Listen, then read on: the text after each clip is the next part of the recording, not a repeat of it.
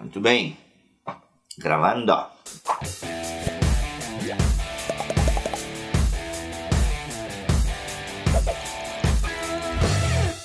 E aí, pessoal, beleza? Rodrigo Bibo do site podcast bibotalk.com. E olha quem tá do meu lado. Olha só, já gravamos um outro episódio aqui, vou falar de volta. De volta. Muito tempo que eu não voltava aqui nesta casa.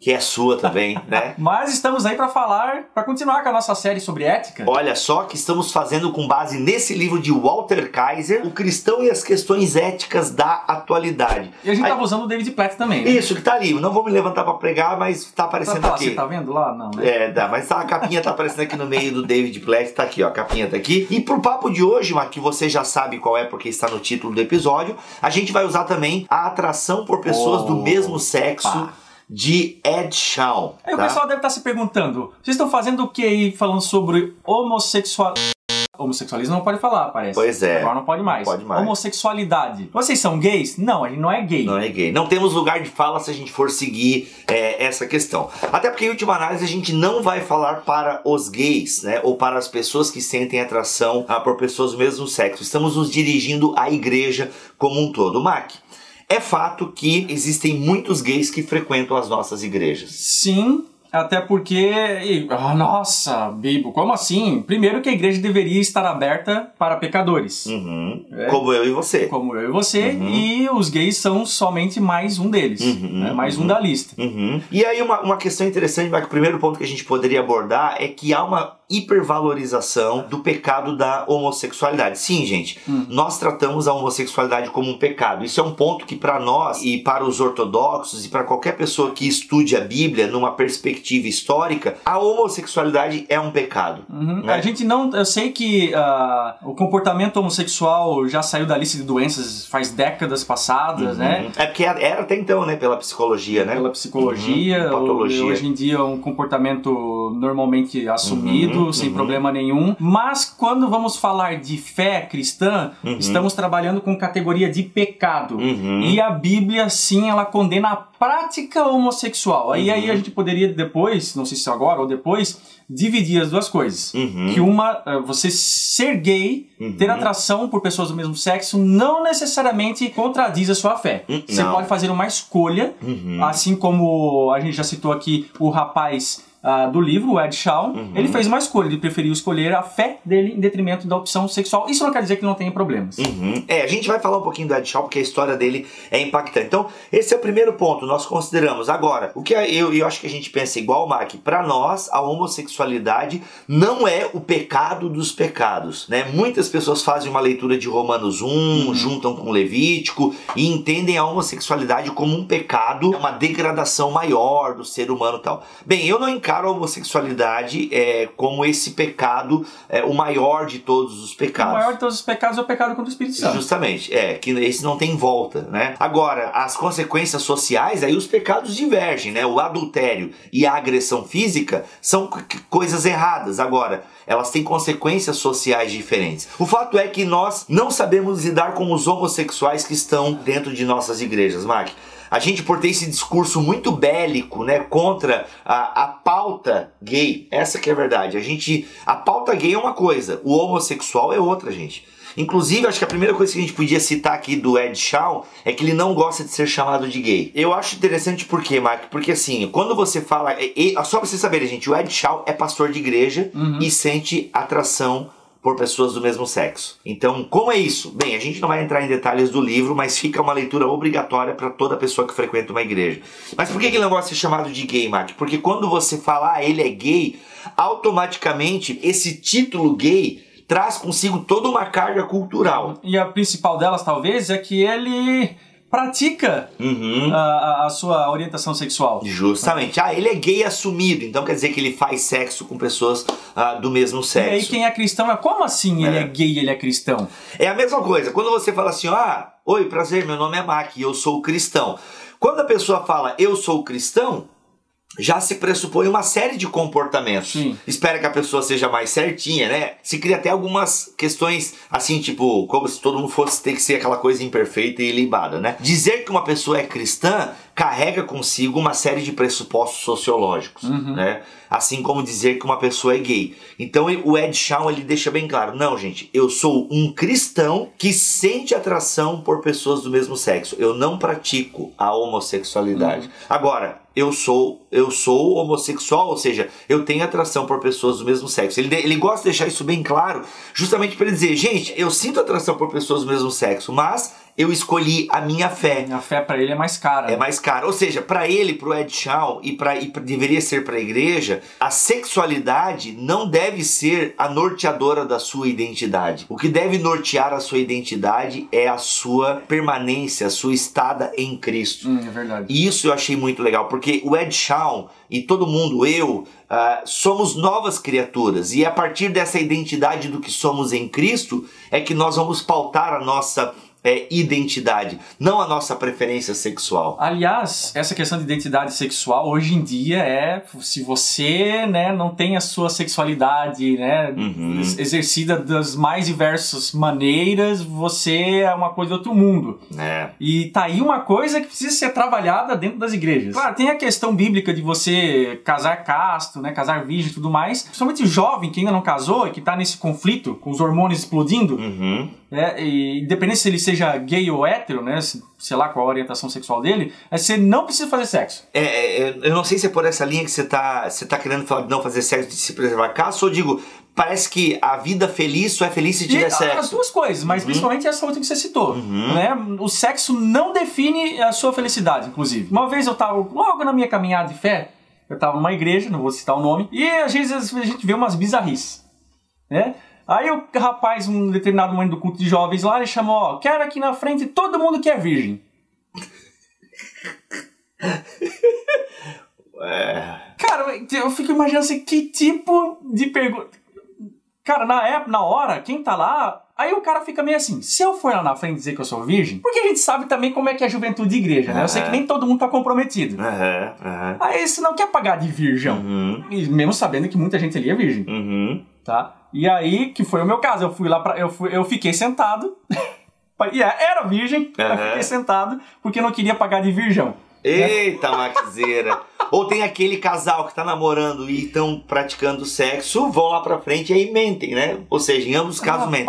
E aí nesse ponto o Ed Shawn fala uma coisa interessante, porque geralmente quando a gente vai nas igrejas e o líder de jovem é casado e fala, gente, vocês têm que casar, sexo é muito bom. Nós mesmos, heterossexuais casados, acabamos colocando, e eu já fiz isso, né, cara? Quando eu li isso aqui do Ed Shawn, eu falei, cara, eu já fiz isso. A gente exalta o sexo, né? Não, porque o sexo é muito importante, é vital. Por um casamento, ele é muito importante. Agora, a gente configura a sexualidade como realmente mais do que ela é. Sim. Né? Inclusive, ele fala assim, ó, pessoal, santidade não diz respeito à heterossexualidade. Porque ele fala assim, ó, nós temos que entender que muitas pessoas estão na nossa igreja e são homossexuais, digamos assim, sentem atração por pessoas do mesmo sexo. E aí, uma coisa que o Ed Shawn começou a me despertar, Maquilê, é... Por que as pessoas no nosso meio têm medo de dizer que são homossexuais? Né? Porque a igreja, de maneira geral, hoje em dia, ela não, a família, a igreja e tudo mais, não sabe lidar com isso. Não sabe lidar. E é por isso, gente, que a gente tá gravando esse vídeo, até para instigar você a ler esse texto. Mas, gente, nós temos que entender que a pessoa pode sentir atração por pessoas do mesmo sexo e ter uma fé em Jesus Cristo. Se você é homossexual e você não quer mais ser, ok, você tem a opção... Né? Existem psicólogos que fazem tratamentos e tal. A eficácia disso, bem, tem pessoas que eu conheço que tinham práticas homossexuais, tá? Homoafetivas, e hoje em dia não tem mais, são casados e tudo mais. Conheço também gente que casou e hoje em dia, né, fez filho inclusive e está separado, vivendo com outro homem. Então assim, funciona, tem que fazer, gente. Aí você tem que seguir o seu coração, você tem que seguir a sua liderança local. Agora, você pode ser gay ou, né? Você pode ser homoafetivo, você pode sentir atração por pessoas do mesmo sexo e ainda assim ser crente em Jesus. Por esse pode, que o pessoal vai tirar de contexto, né? Por esse pode, a gente não tá dizendo que é uma opção no sentido de, não, vai lá, dá vazão. Não é isso que a gente tá falando. A gente tá falando no sentido de que, como a ciência ainda não deu uma determinação a respeito de se as pessoas nascem, se cogita muito, né? A pessoa nasce gay ou não e tal. Pode no sentido de que ela tem esse sentimento, essa inclinação desde sempre. Desde sempre, não é no sentido de ter uma opção, hoje acho que eu vou gostar daquele cara, ou sabe, vou começar a... Não é nesse sentido, tá, gente? Então, por favor, entenda o que a gente tá falando. O subtítulo desse livro é A Plausibilidade do Celibato. E aí o pessoal vai estar se perguntando, tá, mas e aí, como é que faz? Se você é gay, você então não pode dar vazão à sua sexualidade, plausibilidade do celibato. Isso. Você vive sem sexo. O que, novamente, a gente volta lá pro começo do nosso papo. Nossa, como assim viver sem sexo? Não, é possível. Não deve ser muito fácil, até porque é uma necessidade do organismo, biologia isso. Nós somos feitos para nos reproduzirmos, mas é aquela coisa, se você realmente entende que sua fé é mais cara que a sua sexualidade, é possível. Não vai ser fácil. Nem um pouco. E aí, Mark, é o seguinte, e isso o Ed Shawn fala, na cultura em que ele está inserido, a galera tá aceitando, né, a homossexualidade bem de boa. Não, Ed, vai lá, cara, arrume um parceiro, seja fiel a ele, adote filhos e aquela coisa toda. Porque pra ele fala assim, ó, porque hoje em dia a ciência está disputando se tem o gene gay ou não, né, se a pessoa nasce ou não com inclinação homossexual. O Ed fala que isso não é importante em última análise, porque mesmo que descubram que há um gene gay, para ele isso é uma distorção do pecado original. E não define, né? Da mesma forma como como as pessoas nascem com diferentes inclinações de cunho, de cunho genético, que pode afetar de maneira difícil a vida das pessoas, mas elas procuram tratamento e tudo mais. Então o mesmo pode acontecer com a questão da homossexualidade.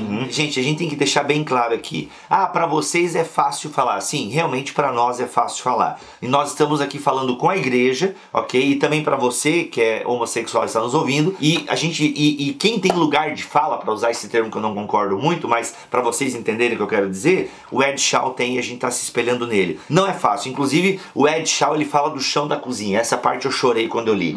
Porque ele fala que tem momentos em que ele senta no chão da cozinha e ele chora. Porque seguir a fé em Cristo realmente exigiu dele, né, ele não viver a sexualidade dele como ele tem a predisposição. Ele escolheu isso. O celibato foi a opção para ele viver a fé em Jesus Cristo. E aí é aquela coisa, Mark, nós que somos heterossexuais lutamos contra outros pecados. Eu ia falar isso agora. Nós lutamos. A gente, por exemplo, tem a questão do adultério que ronda todos os casamentos, né? A questão de... A gente não tem um chip, né? No dia do casamento, o pastor colocou o chip aqui no Mark. Agora você vai ter olhos somente para a Simone. Olha aqui, você vai ter olhos somente para a Alexandra. Não, nós também lutamos de alguma forma com manifestações distorcidas da nossa sexualidade. A luta, é claro, tem que ser para isso, né? Uma vez que a gente está casado, a ideia é que então, nós nos entregamos única e exclusivamente para nossas esposas. Justamente. Então há um esforço também da nossa parte. Agora, qual que é maior, qual que é menor? Isso a gente não pode dizer, porque se eu luto para manter a fidelidade no meu casamento, isso às vezes me custa, como eu também já acompanhei gente que,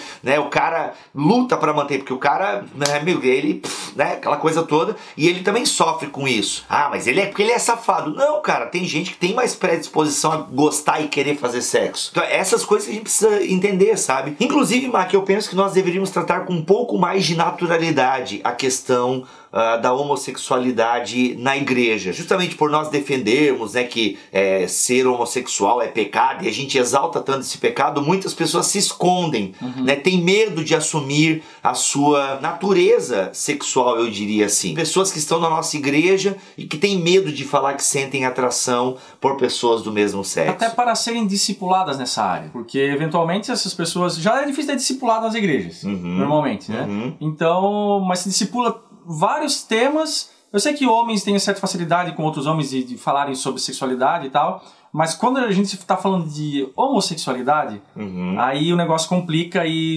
precisa ser tratado. Precisa. Mesmo que a pessoa não esteja necessariamente pecando, levando à frente a sua sexualidade, mesmo ela sendo homossexual, cara, imagina a dificuldade de uma pessoa que não pode compartilhar o seu sentimento com outra. Pois é. Ainda mais no seio cristão. Verdade. Então, imagina, se discipulado não envolve todas as áreas da vida dessa pessoa, é claro que isso precisa ser feito com uma pessoa com que ela confia e tudo mais, até porque é um tema muito delicado. E a gente ainda tem muito tabu sobre isso na nossa sociedade. E, novamente, principalmente dentro da igreja. Mas, poxa vida, né?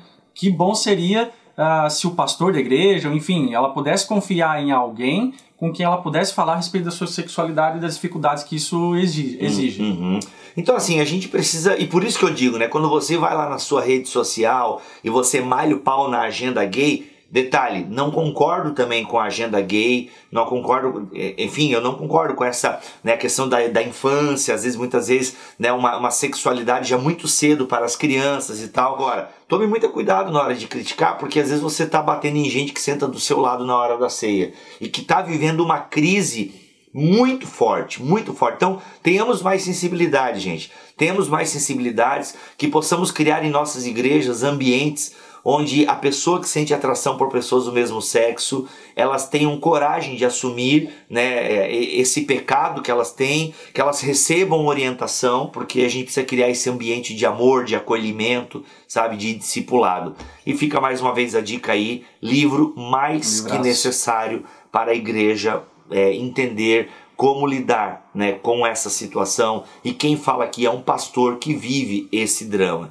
Gente, livraço, fica aí a dica então nesse vídeo. Sua palavra final, Mac? Não, é isso, li o livro também, cara, mais do que recomendado, e você não precisa seguir para ler o livro, tá? Ainda que seja uma boa indicação para quem de repente seja, né, até para quem não é cristão, cara. Se é gay e não é cristão, depois, se você ler esse livro, você pode entender bastante qual que deveria ser a meta da igreja, né? De quem é cristão, de quem se diz cristão e está falando sobre esse tema aí, né? Então, muito recomendado muito mesmo. Bom. E temos um podcast também, Mac, que está em bibotalk.com. Não sei, a gente tá gravando aqui, não sabe quando vai ser esse vídeo, mas em novembro vai ter. Em novembro ou não?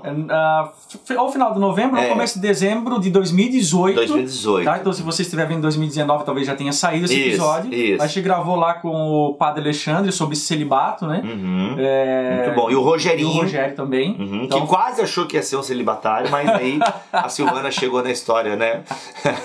Mas é isso, gente. Então procure aí Celibato, Bibotalk no Google e ouça também o nosso podcast sobre o assunto. Valeu!